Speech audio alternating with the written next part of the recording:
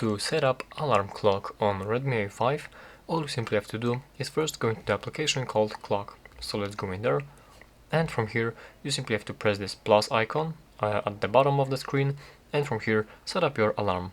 So let's set up the alarm for, like, for example 0000, like this. And now we can change the ringtone for our alarm. We have this list of all of these different ringtones right here.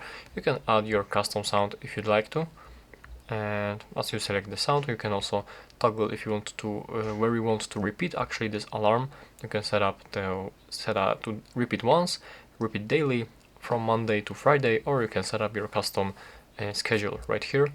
Additionally, you can toggle the vibrations with the alarm, and you can set up the label for this alarm. And as you are done, simply press this check mark on the top right corner, and right now we have this alarm turned on. As you can see, make sure that the alarm is turned on to set it up, and yeah, that is basically it.